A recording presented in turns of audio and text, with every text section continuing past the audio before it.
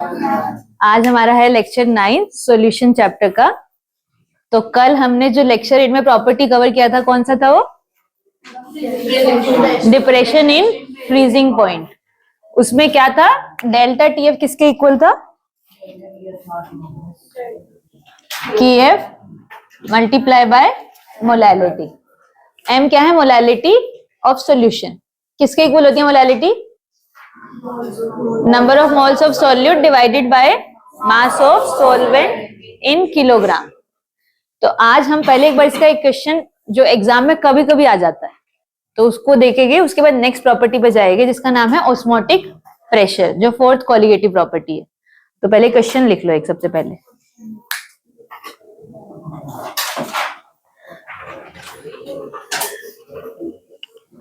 Calculate the amount of ice, calculate the amount of ice, calculate the amount of ice that will separate out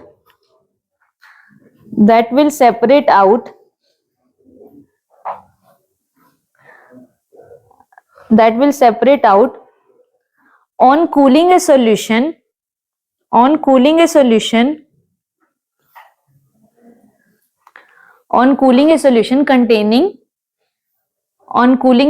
containing 62 gram of ethylene glycol.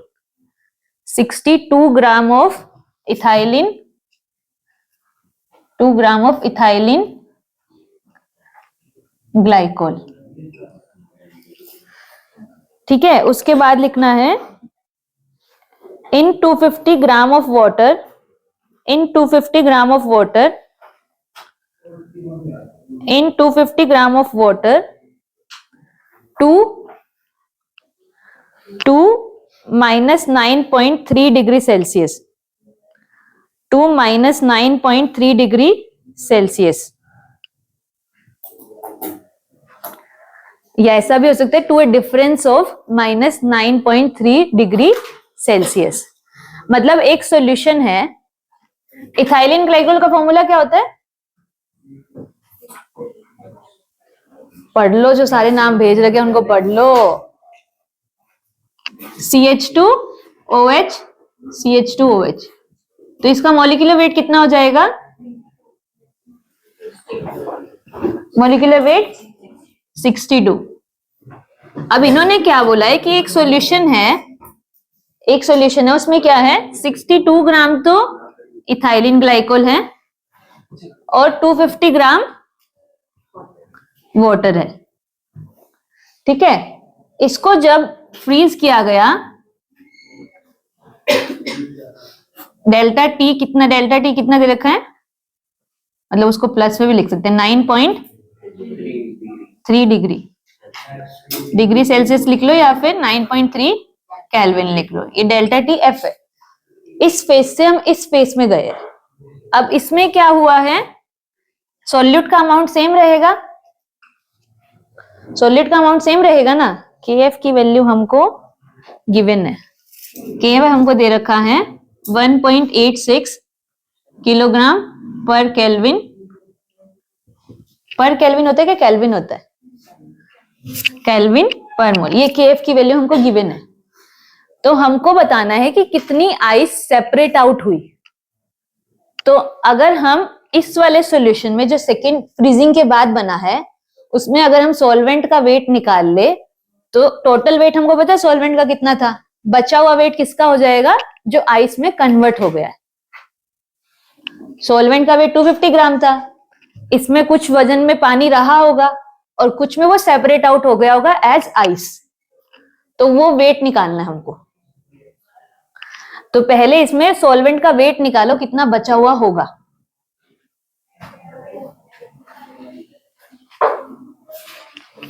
मतलब delta TF किसके equal आ जाएगा अपना? KF multiply by molality. Molality में क्या आ जाएगा? Number of moles of solute divided bye solvent का मास। तो moles of solute कितने हो जाएगी इधर? मोल्स ऑफ सॉल्यूट 1 हो जाएगी। 62 ग्राम उसका वेट दे रखा है, मतलब उसके वेट को कुछ नहीं होगा। 62 ग्राम ही रहेगा और मॉलिक्यूलर वेट कितना है उसका 62 ग्राम। सॉल्वेंट का वेट मुझे निकालना है और केएफ की वैल्यू कितनी दे रखी है 1.86 और ये किसके इक्वल है 9.3। मैं केल्विन ले रही हूं क्योंकि मेरी केएफ की यूनिट किसमें है केल्विन में, ताकि वो कैंसिल आउट हो जाए। समझ रहे हो यहां तक? तो अब वो W1 निकालो कितना आएगा 0.2 kg आएगा। 0.W1 क्या आएगा यहां से 0.2 kg, मतलब ग्राम में करेंगे तो कितना हो जाएगा, मतलब इसमें 200 ग्राम सॉल्वेंट अभी बचा हुआ है जो लिक्विड फॉर्म में है। तो आइस कितना सेपरेट आउट हुआ होगा, टोटल मेरा जो पहले था उसमें कितना वाटर था 250 ग्राम, उसको मैंने और फ्रीज किया। इस पॉइंट पे आके मेरे पास कितना वेट बचा हुआ है 200, तो आइस कितना सेपरेट आउट हुआ होगा 50 ग्राम। तो यही हमारा gram mass of ice separated out, तो कितना आ जाएगा 250 माइनस 200 मतलब 50 ग्राम। समझ गए? इस तरह का क्वेश्चन कम आता है, पर तुमको कॉन्सेप्ट मालूम है तो इसको करना आना चाहिए। लिख लो इतने, इसको लिख लिया है सबने? वर्षा हो गया? अगला कोलिगेटिव प्रॉपर्टी लिखो ऑस्मोटिक प्रेशर। मैं फिर बोल रही हूं ऑस्मोटिक प्रेशर एक कोलिगेटिव प्रॉपर्टी है, ऑस्मोसिस नहीं है। ऑस्मोसिस एक फिनोमेना है।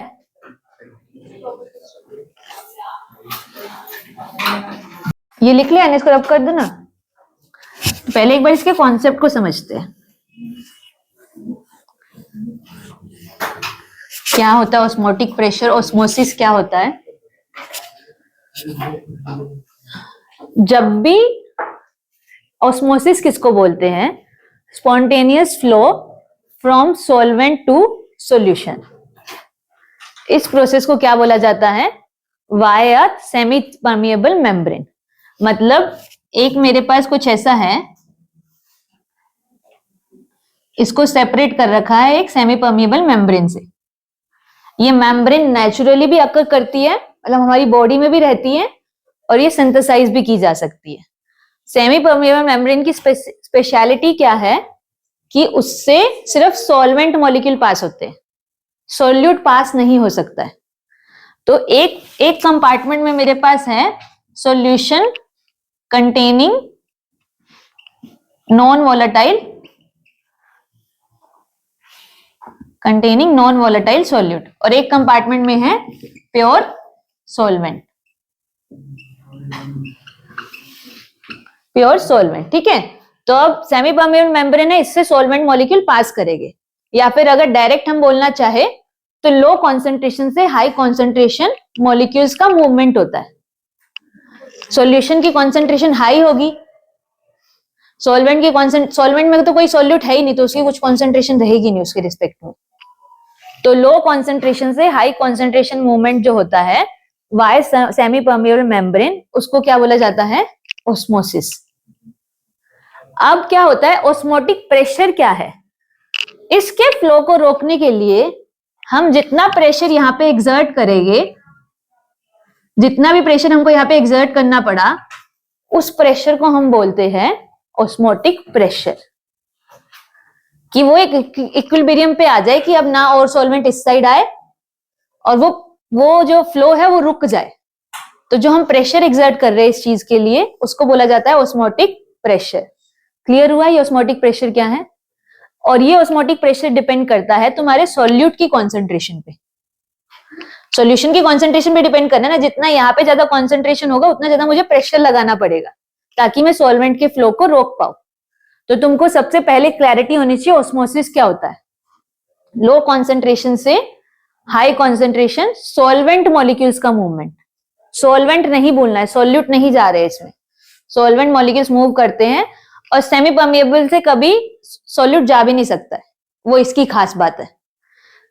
तो ये ऑस्मोटिक प्रेशर ये हो गया, ऑस्मोसिस हो गया। रिवर्स ऑस्मोसिस क्या होता है कि जब मैं एक्स्ट्रा प्रेशर लगा देती हूँ उस ऑस्मोटिक प्रेशर से, तो मूवमेंट उल्टी साइड स्टार्ट हो जाता है। मान लो एज्यूम कर लेते हैं हमने एक ऑस्मोटिक प्रेशर है मेरा इसका 10 atm है, मुझे 10 atm प्रेशर लगाना पड़ा इस पे ताकि सॉल्वेंट मॉलिक्यूल मूव ना करे, तो ये मेरा ऑस्मोटिक प्रेशर हो गया। पर अगर मैं 10 से ज्यादा प्रेशर लगा दूंगी तो अब सॉल्यूशन साइड से सॉल्वेंट साइड जाने लग जाएगी, मतलब जो सॉल्यूशन में लेकिन जाएगी क्या, सिर्फ सॉल्वेंट मॉलिक्यूल। क्लियर हुई ये चीज? तो उस प्रोसेस को बोलते हैं रिवर्स ऑस्मोसिस। जब ऑस्मोसिस का उल्टा कर दे तो उसको रिवर्स ऑस्मोसिस कहलाया जाता है। तो इसके हमारे प्रैक्टिकल लाइफ में भी एग्जांपल है, जैसे हमारी बॉडी में नॉर्मली कॉन्सेंट्रेशन होती है 0.9, चलो वो हम एग्जांपल्स के थ्रू देखेंगे, 3 केसेस पढ़ेंगे। जब इक्वल है दोनों का ऑस्मोटिक प्रेशर तो क्या होगा, तो कभी हमारी सेल श्रिंक करती है, कभी सेल स्वेल करेगी, तो वो किस पे डिपेंड करता है। अभी तुमको ध्यान देना, लो से हाई मूवमेंट होगा हमेशा, और वो भी किसका, सॉल्वेंट का। तो सबसे पहले लिख लो ऑस्मोसिस क्या होता है। Osmosis the spontaneous flow of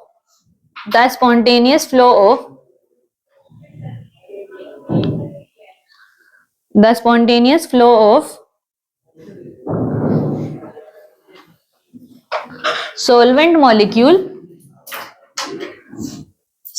molecule through semi-permeable membrane from pure solvent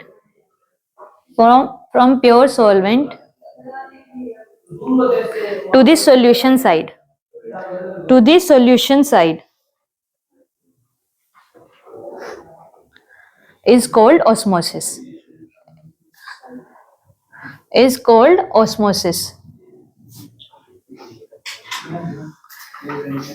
और एक और डेफिनेशन लिख लो इसका, और करके लिख लेना।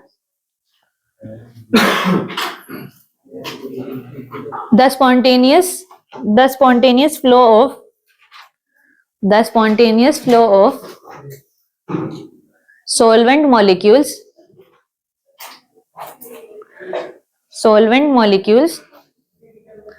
through SPM मतलब semi permeable membrane, through SPM from a dilute solution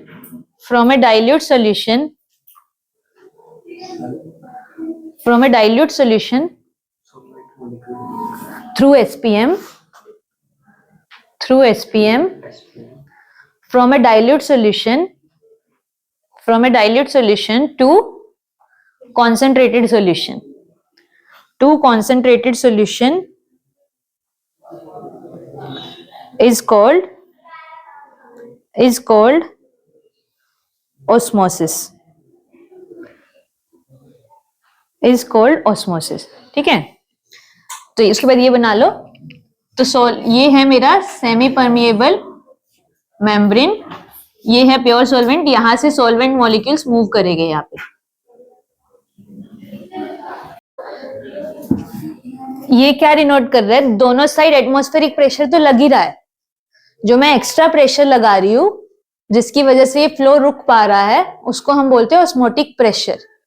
तो ये पाई किसके इक्वल है, ये एक्चुअली होता है ऑस्मोटिक प्रेशर। इसको हम डिफाइन करेंगे अभी। Extra pressure applied on solution side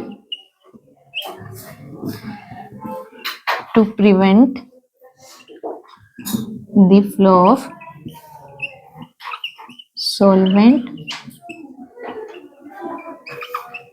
through SPM, pure solvent.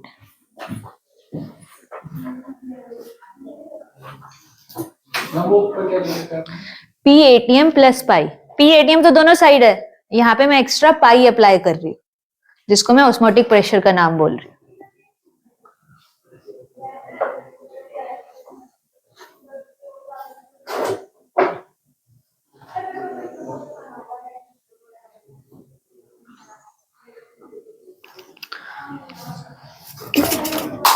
बाप रे, यहाँ तो ये गिरने का डर रहेगा।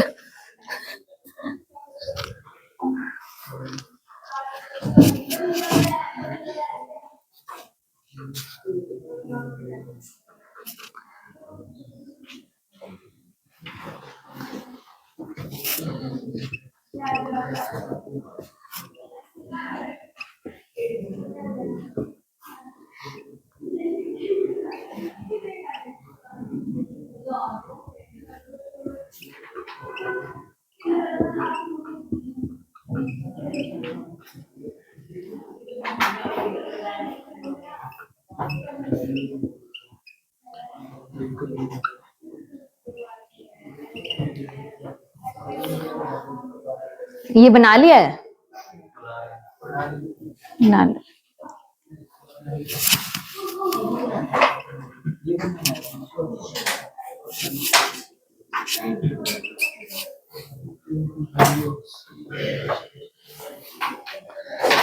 तो इसमें है कि किस साइड मूवमेंट होगा सॉल्वेंट पार्टिकल का। ये दो कंपार्टमेंट है, एक कंपार्टमेंट में है लेस सोल्यूट, एक कंपार्टमेंट में है मोर सोल्यूट। तो लेफ्ट टू राइट होगा या राइट टू लेफ्ट होगा? लेफ्ट टू राइट, क्योंकि यहाँ पे कॉन्सेंट्रेशन क्या है, कम, और यहाँ पे कॉन्सेंट्रेशन हाई। तो इस तरह से मूवमेंट शो करना है तुमको। जरूरी नहीं है, ये मैं इसलिए बता रही, जरूरी नहीं है कि तुमको प्योर सॉल्वेंट ही मिले। कुछ कभी ऐसे होगा कि इसका प्रेशर कम होगा, इसका प्रेशर ज्यादा होगा, या फिर सॉरी इसका कॉन्सेंट्रेशन कम होगा, इसका कॉन्सेंट्रेशन ज्यादा होगा। तो लेस से मोर का मूवमेंट होता है। तो इसको बना लेना, इसको भी कर लेना।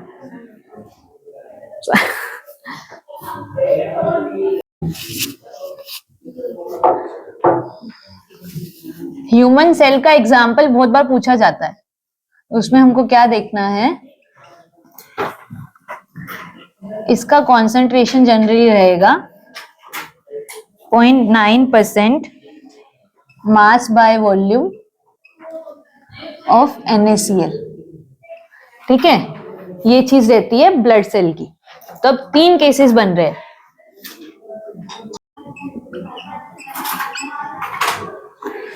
तो ये 3 केसेस है, इसमें क्या रखा है मैंने बता दिया। ह्यूमन सेल का कॉन्सेंट्रेशन रहता है 0.9% mass by volume of NaCl। ठीक है, अब 3 केसेस बन रहे हैं। अगर मेरा सॉल्यूशन का कॉन्सेंट्रेशन है greater than 0.9% of mass by volume of NaCl, एक बार मैंने इक्वल ले लिया इस सॉल्यूशन के कॉन्सेंट्रेशन, सेल का वही रहने वाला सेम, और एक बार इससे कम ले लिया। अब तीनों केसेस में मुझे बताना है कि सॉल्वेंट का मूवमेंट कहां से कहां हो रहा है। या मतलब अगर सेल से कुछ निकल रहा होगा तो मतलब सेल श्रिंक करेगी, और सेल में कुछ जा रहा होगा तो मतलब सेल स्वेल करेगी। तो बताओ, फर्स्ट वाले में क्या होगा, श्रिंक करेगी, क्योंकि ये कॉन्सेंट्रेशन ज्यादा है और सेल का लो है, तो सेल श्रिंक करेगी। सेकंड केस में कुछ नहीं होगा, बराबर बराबर है दोनों में। थर्ड केस में क्या होगा, स्वेल करेगी। तो ये हमको एकदम क्रिस्टल क्लियर होना चाहिए कि क्या कॉन्सेप्ट है, कहां से कहां मूवमेंट हो रहा है। तो इस केस में क्या हो जाएगा, सेल विल श्रिंक, इस केस में नो चेंज,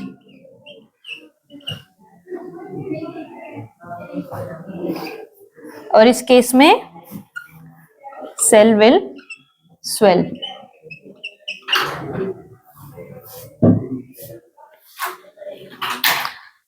क्यों ऐसा है, क्योंकि water will go out from cell to solution.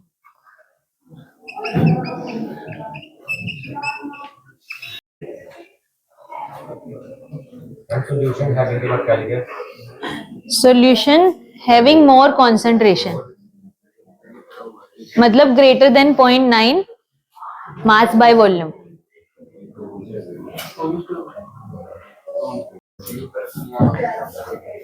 अगली हेडिंग लिखो, ऑस्मोटिक प्रेशर। ऑस्मोटिक प्रेशर,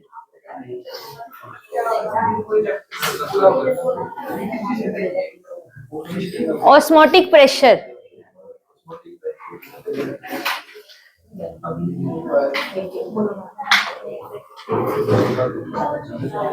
लिखो। It is defined as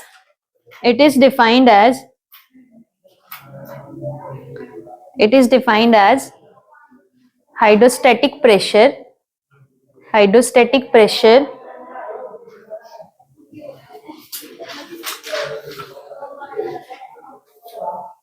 Hydrostatic pressure built up due to process of osmosis.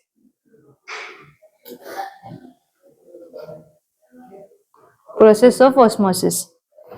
अगली लाइन में लिखो, if on a solution side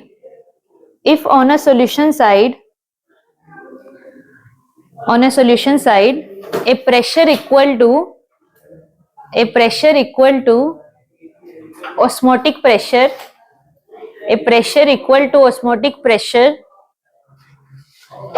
is applied, then the flow of solvent molecules will stop. Then the flow of solvent molecule will stop.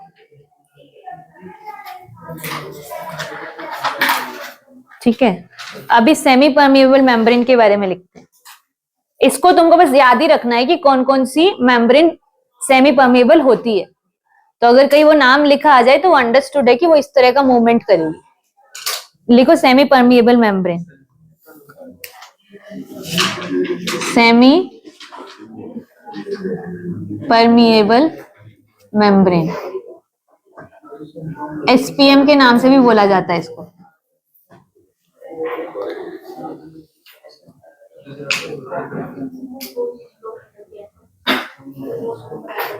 लिख लिया, heading लिख लिया. A membrane which allows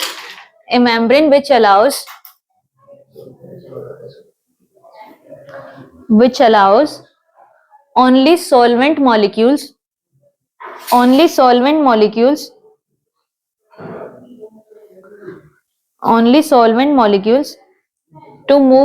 to move across it.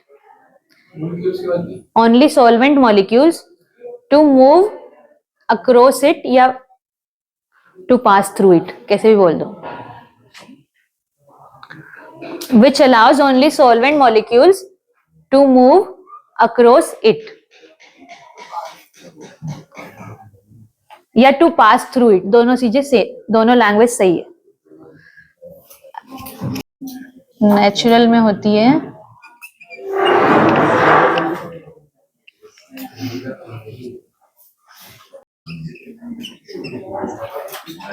भाई, मैं जितने time लिख रही हूँ तुम लोग बात मत क्या करो.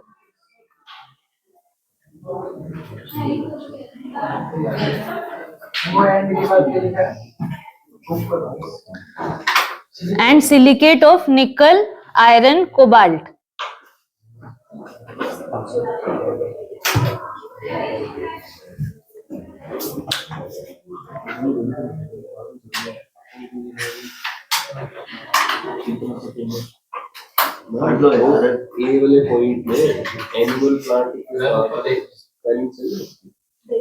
एनिमल प्लांट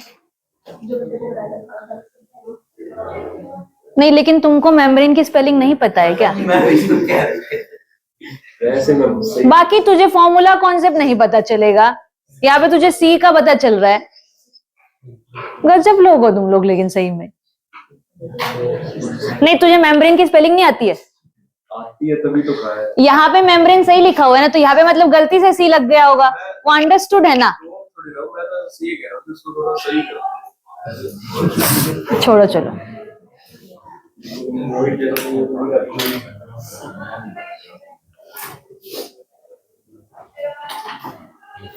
जरूरत नहीं थी उसकी.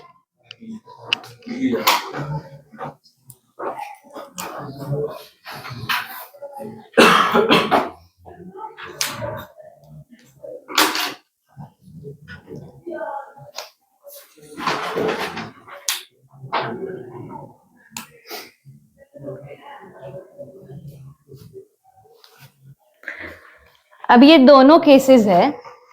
इसमें ये है हमारे पास ग्रेप है.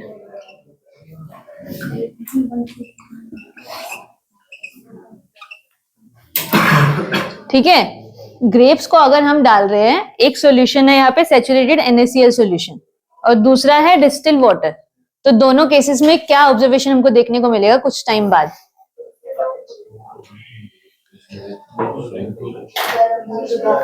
किसमें श्रिंक होगा और किसमें स्वेल होगा? पहले वाले में श्रिंक हो जाएगा, दूसरे वाले में स्वेल हो जाएगा। लिख लो, ये कंक्लूजन में लिख लो। तो ये सारे प्रोसेस किसके एग्जाम्पल है? नहीं हुआ है क्या? हमारे क्लास वाले बहुत दिमाग खराब करते हैं। लिख लिया ये? इसको केस 1 मान लो।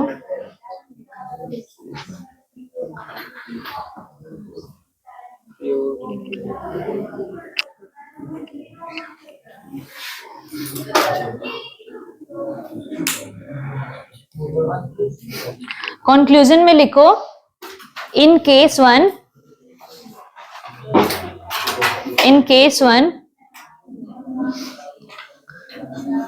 water will come out.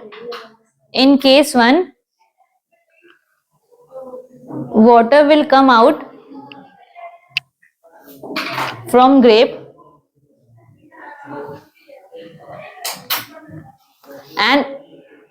and it will shrink, and in case second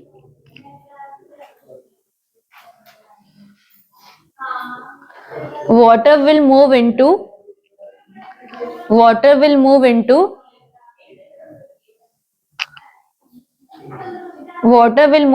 grape from distilled water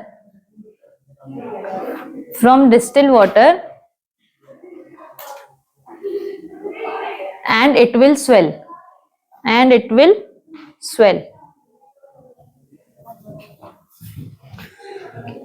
ठीक है, इसका सेकेंड एग्जाम्पल लिखो।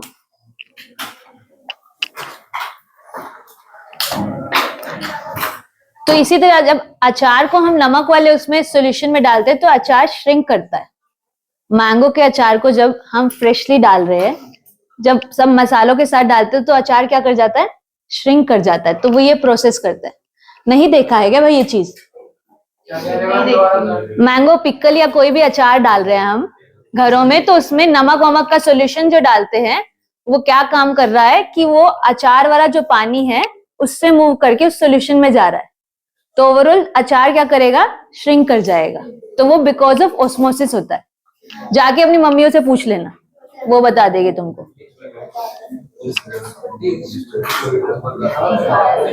लिखो, ए रॉ मैंगो क्या? जो मसाला होगा वो कॉन्सेंट्रेटेड सॉल्यूशन का काम करेगा यहाँ पे, जिस मसाले में अचार बनाया जाता है। जाके एक बार अपनी मम्मी से पूछना ना अचार कैसे बनता है। बस अभी इतना मैंने बता दिया कि जो मसाले में वो मिक्स किया जाता है वो हाई कॉन्सेंट्रेशन का होता है और अचार के अंदर जो पानी है वो लो कॉन्सेंट्रेशन पे। तो अचार से पानी मूव करेगा। बहुत माइन्यूट प्रोसेसेस है, तुमको बहुत ज्यादा देखने को नहीं मिलेगा, पर लॉन्गर टर्म में ये चेंज हमको देखने को मिलता है कि अचार का साइज हमको श्रिंक करके मिलता है। तो वो बिकॉज ऑफ ऑस्मोसिस ही है। लिखो, ए रॉ मैंगो पिकल, ए रॉ मैंगो, उसके बने हुए को अचार बोलते हैं वैसे तो। ए raw mango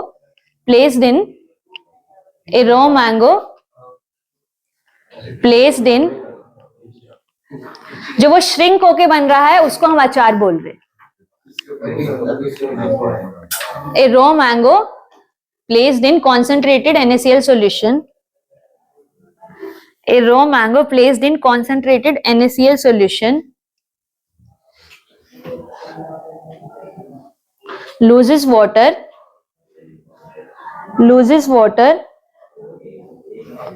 and shrink into pickle.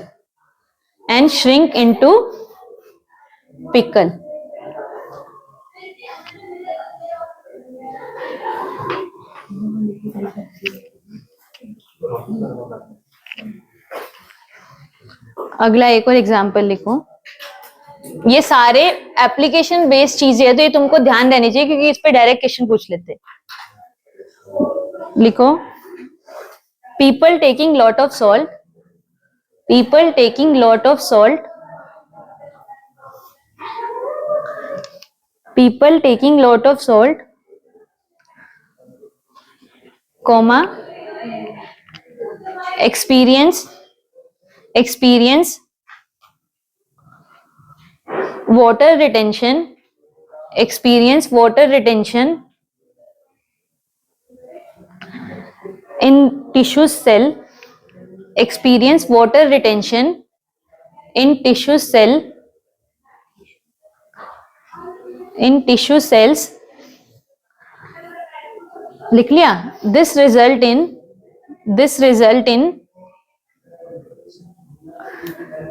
result in puffiness or swelling called edema. इस पर्टिकुलर कंडीशन को एडिमा बोला जाता है। तो जो भी इंसान ज्यादा नमक लेता है तो उसको ये पफिनेस की प्रॉब्लम रहती है। ये तुम्हारा जाकर सब लोग आज एनसीईआरटी में ऑस्मोटिक प्रेशर वाला टॉपिक पढ़ोगे लाइन बाय लाइन, उसमें सारे ही एग्जाम्पल मेंशन है।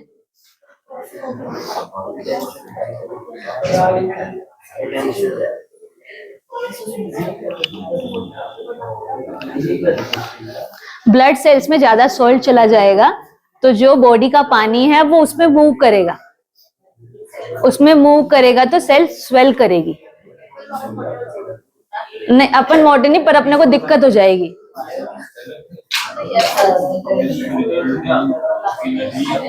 ठीक, क्लियर है ये चीज? इन एग्जाम्पल्स को अच्छे से याद रखोगे। ये दो कंपार्टमेंट है, एक कंपार्टमेंट में है 0.1 मोलर CuSO4 सॉल्यूशन, ठीक है, और एक कंपार्टमेंट में है 0.01 मोलर NH3। मुझे बताना है कि कौन सी साइड में ये कॉम्प्लेक्स बनेगा और नीला कलर ऑब्टेंड होगा। इस कॉम्प्लेक्स का ही ब्लू कलर होता है, ठीक है। तो और ये कैसे बनता है? इन दोनों के मिक्सचर से ही बनेगा। तो बताओ कौन सी साइड बनेगा, थोड़ा सोचना, क्योंकि इसका कॉन्सेंट्रेशन कम है इसीलिए।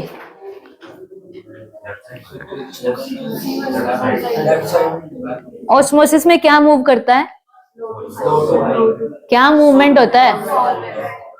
NH3 क्या है इसमें? सॉल्वेंट क्या है यहाँ पे? तो वाटर के साथ क्या रिएक्ट करके वो कॉम्प्लेक्स बना देगा। तो इसका कहीं भी कोई भी नीला कलर ऑब्टेन नहीं होगा, ये ऐसे के ऐसे रहेगा। क्वेश्चन तुम्हारे दिमाग को चेक कर रहा था जो कि नहीं है तुम में। तो किसी भी साइड ये कॉम्प्लेक्स नहीं बनेगा और ब्लू कलर ऑब्टेन नहीं होगा, क्योंकि सोल्यूट मूव करने पर ही इसमें 0.01 मोलर NH3 में सोल्यूट क्या है? सोल्यूट क्या है? NH3। और सॉल्वेंट क्या है? इसमें सोल्यूट क्या है और सॉल्वेंट क्या है? सेमी परमेबल मेम्ब्रेन से क्या मूव करता है? सोल्यूट कहीं मूव कर रहा है, तो रिएक्शन कैसे होगा?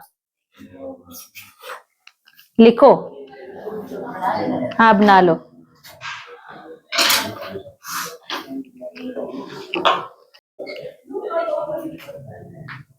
हो गया ये? इसमें लिखो, in neither of the side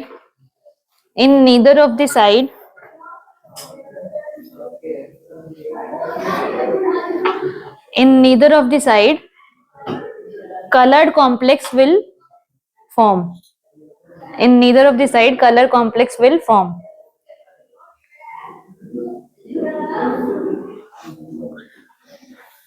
This is because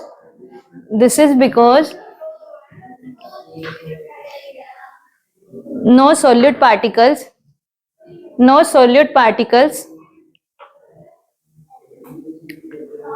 passes through SPM. No solute particle passes through SPM. ठीक है इतना. अब रिवर्स ऑस्मोसिस लिखो क्या होता है. रिवर्स ऑस्मोसिस क्या है? जो ऑस्मोटिक प्रेशर है, अगर उससे ज्यादा प्रेशर मैंने सॉल्यूशन साइड लगा दिया तो मूवमेंट कहां से शुरू हो जाएगा? सॉल्यूशन से सॉल्वेंट साइड जाने लग जाएगा.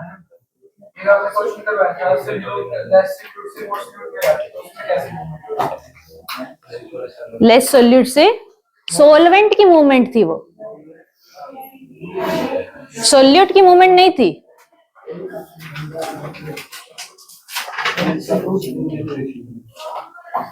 Solvent will move from less concentrated side to more concentrated side.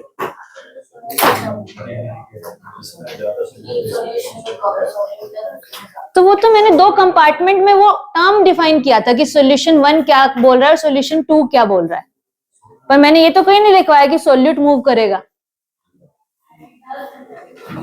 Movement हमेशा सॉल्वेंट की ही होगी, चाहे less to low to high हो या हाई टू लो हो. High to low reverse osmosis में होती है, जब हम ऑस्मोटिक प्रेशर से ज्यादा प्रेशर एक्सर्ट करते हैं.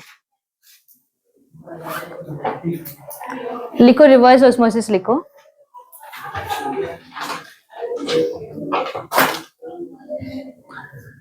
If the pressure applied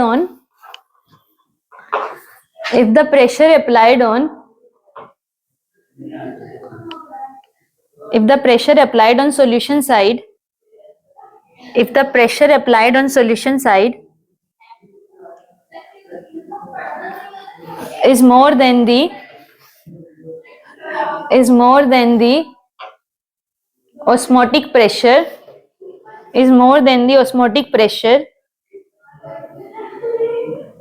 of the solution, then the solvent particles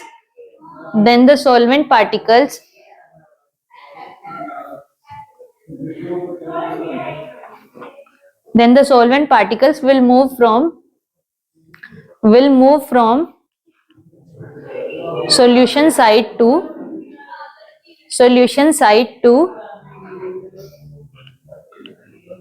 solvent side.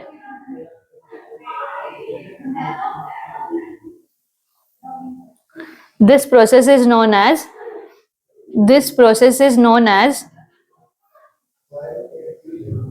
reverse osmosis. This process is known as reverse osmosis. एक ये हाईलाइट करके पॉइंट लिख लेना. मेथड का नाम ध्यान रखना है. तो ये कहीं तो PYQ आ रखा है ये, जिसमें सारों के मेथड्स पूछ रखे हैं. तो हम वेपर प्रेशर किससे मेजर करते हैं? ऑस्टवाल्ड वॉकर मेथड, जो हमने उसको किया भी. इसके ऑस्मोटिक प्रेशर के लिए बर्कली हार्टली डिवाइस या मेथड यूज किया जाता है. बाकी दोनों के लिए मैं बता देती हूँ, वो भी लिख लो. 1 मिनट रुक जा. ये यूज किया जाता है एलिवेशन इन बॉइलिंग पॉइंट के लिए.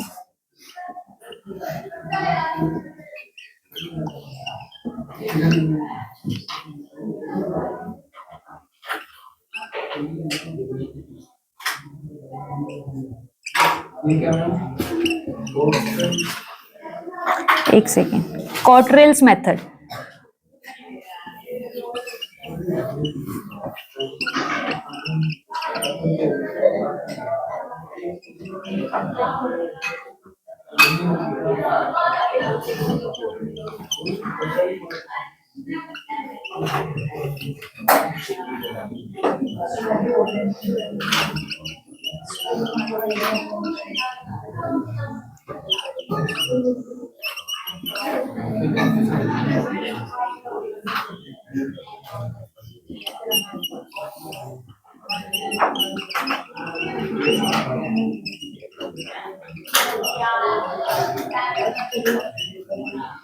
तो इसके बस तुमको नाम याद रहने चाहिए कि किस मेथड से क्या मेजर किया जाता है.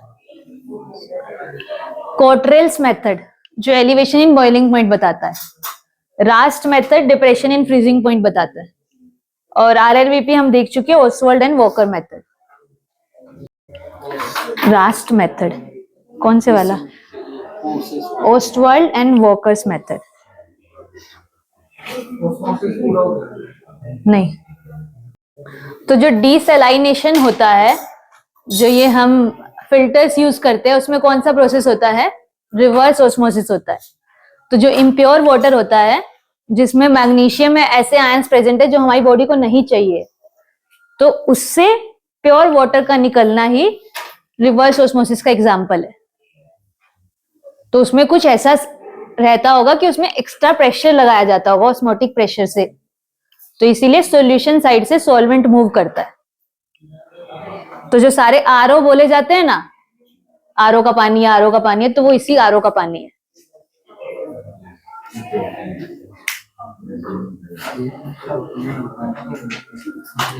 लिख लिया ये चीज?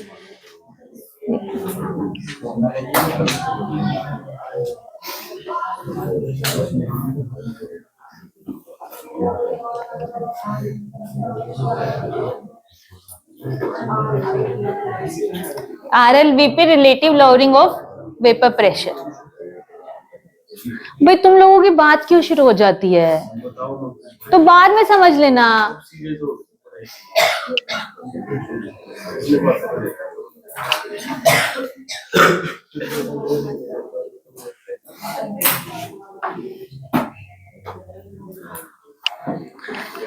एग्जाम्पल ऑफ रिवर्स ऑस्मोसिस में लिखो, एग्जाम्पल ऑफ रिवर्स ऑस्मोसिस। एक ही है बस, used in desalination of RO is used in desalination of sea water. Reverse osmosis का एग्जाम्पल है, यूज्ड इन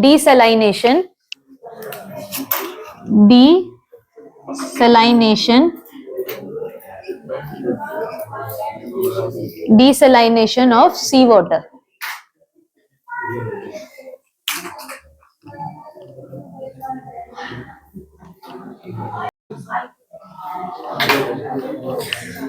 हो गया ये वाली चीज ना?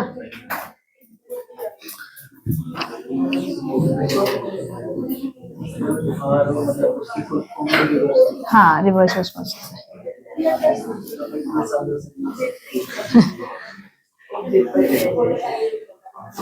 अब ऑस्मोटिक प्रेशर कैलकुलेट कैसे करते हैं? लिख लो,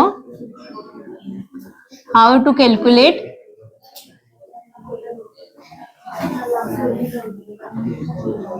नहीं खोल पाओगे, sorry. How to calculate osmotic pressure. तो इसका फॉर्मूला होता है pi is equal to CRT। अरे बाहर कैसे खोलूंगी बता, इसको कहाँ शिफ्ट करूंगी मैं? तो पंखा चला लो। Pi is equal to CRT, और इसके ये किसके इक्वल होता है?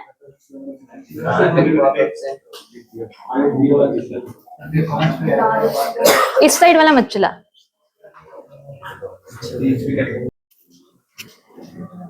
इसको आइडियल सॉल्यूशन कांस्टेंट भी बोलते हैं, और अपना ये गैस कांस्टेंट भी है। R की वैल्यू क्या होती है?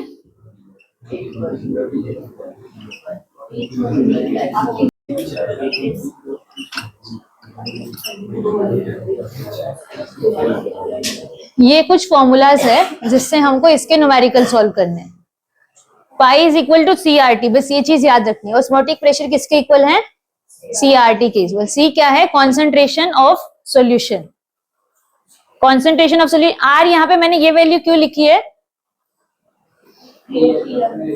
ATM, क्योंकि जो पाई होगा वो किसमें होगा? ATM में होगा, तो R की ये वैल्यू यूज होगी। और हमको ये मैंने M2 का फॉर्मूला, जो भी हम कोलिगेटिव प्रॉपर्टी से निकाल रहे हैं, सबसे बड़ा एप्लीकेशन है कोलिगेटिव प्रॉपर्टी का, molar mass of unknown solute निकालना। कोलिगेटिव प्रॉपर्टी मेजर करने के बहुत सारे तरीके हैं, पर ये इसके थ्रू मेजर किया जाएगा। तो मैंने पहले वाले फॉर्मूलों को भी M2 में कन्वर्ट किया था। M2 ये क्या हो जाएगा, मोलर मास ऑफ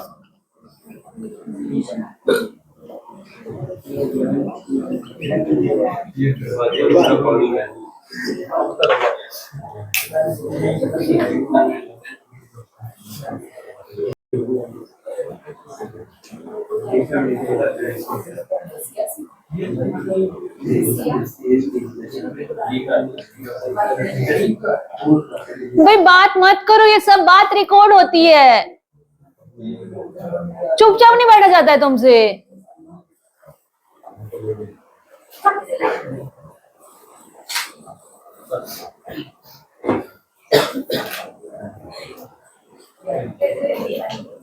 मुझे ही किसी ने बोला था आपकी क्लास तो बहुत शोर करती है। मैंने कहा ये तो शांत है, अभी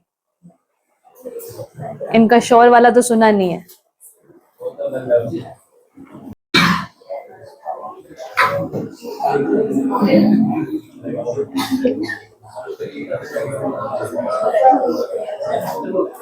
लिख लिया, ये क्वेश्चन लिखो।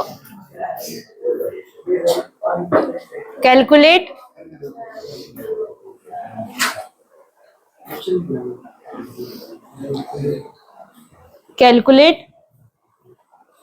osmotic pressure of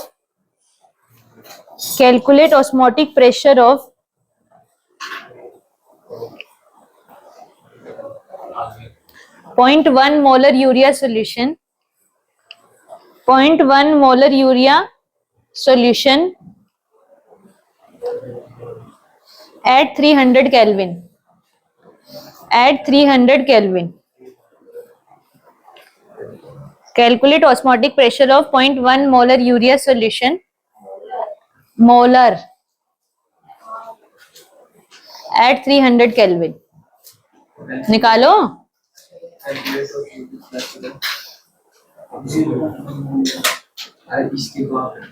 Point 1 molar urea solution at 300 Kelvin.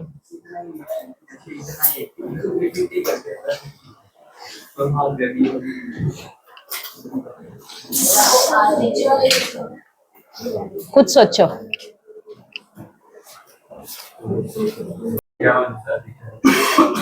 To 2.46 गलत किया।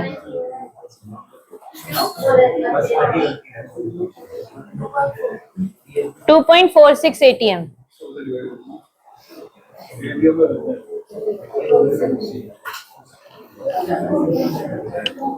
अरे सिंपल फॉर्मूला यूज करना है भाई। 2.4 ATM नहीं,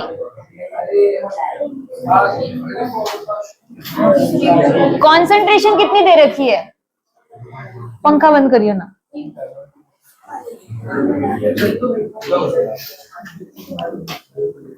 कंसंट्रेशन कितनी दे रखी है? 0.1 मोलर, मतलब मोल्स पर लीटर। आर की वैल्यू क्या है? 0.0821 लीटर एटमॉस्फेयर पर मोल पर केल्विन। टेम्परेचर कितना है? 300 केल्विन। केल्विन से केल्विन वाली यूनिट कटी, पर मोल से ये मोल कट गया, लीटर से लीटर कट गया। आयुष मल्टीप्लिकेशन में ऐसी गलती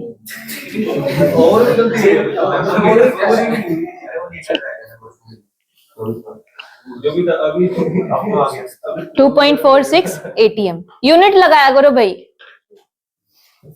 अगला क्वेश्चन लिखो।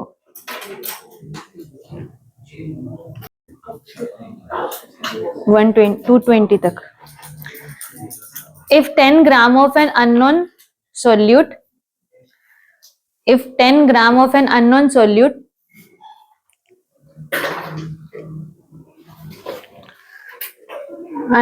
ब्रैकेट में लिखो non electrolytic, non electrolytic is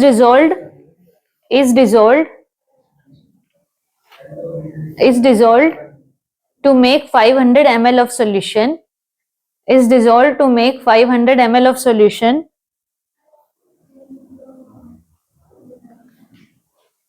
then osmotic pressure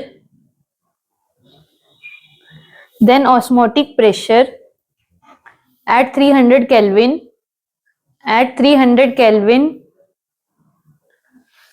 is observed to be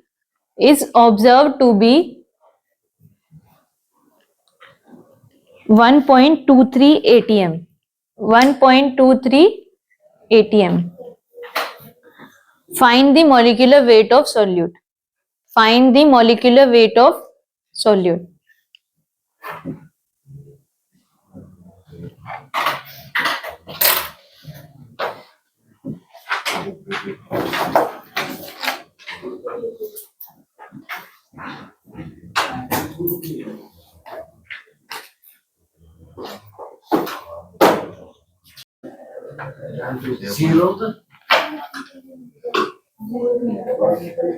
नहीं, 400 ग्राम पर मोल.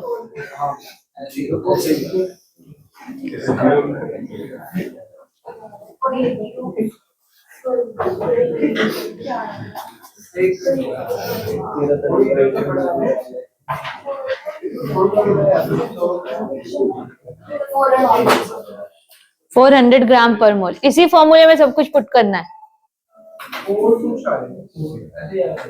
400 ग्राम पर मोल बता तो रही हूँ. W2 की वैल्यू कितनी दे रखी है? R की वैल्यू क्या यूज करेंगे? टेम्परेचर 300 400. वॉल्यूम कितना दे रखा है?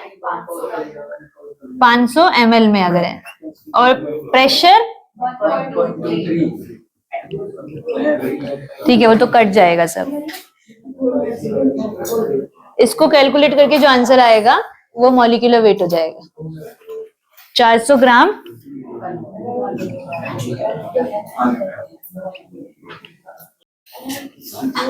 लिख लिया ये. आगे अगली हेडिंग डालो, types of solution. Types of solution in terms of osmotic pressure ही देख रहे हैं. Types of solution in terms of osmotic pressure. तो 3 तरह के सॉल्यूशन पढ़ते हैं इसमें हम. एक होता है आइसोटोनिक सॉल्यूशन. आइसोटोनिक सॉल्यूशंस वो सॉल्यूशन होते हैं जिनका दोनों का ऑस्मोटिक प्रेशर क्या है? सेम है. या तो उनमें ये वाली आर भी दोनों का सेम रहेगा.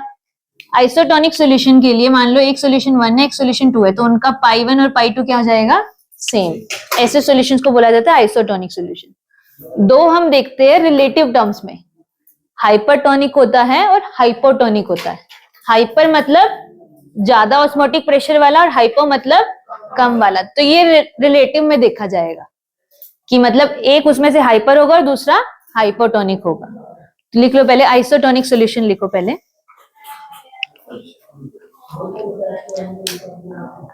तो तुमको ऐसे बहुत सारे क्वेश्चन पूछे जाते हैं जिसमें 2 सॉल्यूशन दे देंगे और दोनों को बोल देंगे आइसोटोनिक है. एक का कॉन्सेंट्रेशन पूछ लेंगे, 2 टेम्परेचर और 2 कॉन्सेंट्रेशन देके रखेगी. मतलब इनमें से CRT इज इक्वल टू ये भी कुछ और हो सकता है. तो इनमें से कोई एक टर्म पूछ लेगी. लिखो आइसोटोनिक लिखो.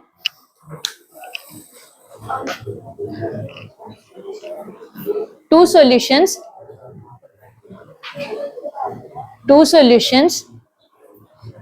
having same osmotic pressure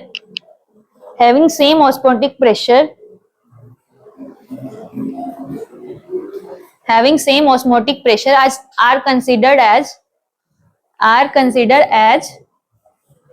isotonic solution. Are considered as isotonic solution. इसके बाद ये लिख लो.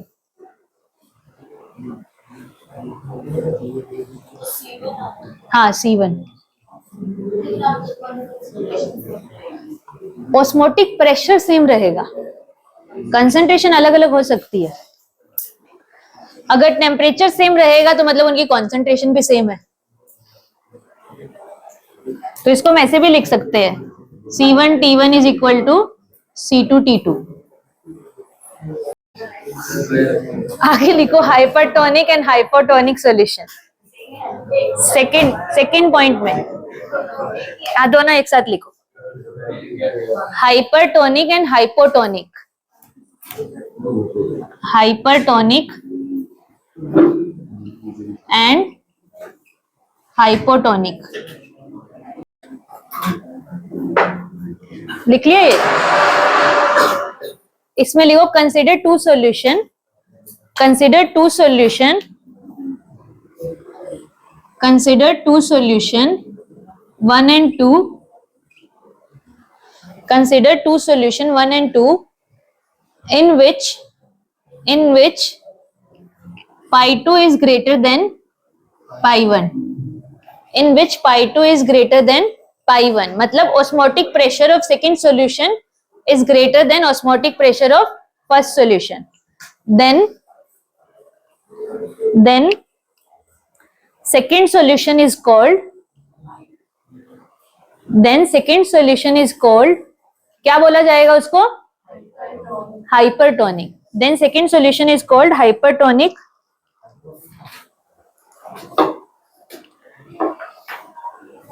and first solution is called hypotonic। ठीक है, आज के लिए इतना ही रख रहे हैं, बाकी कल करेंगे।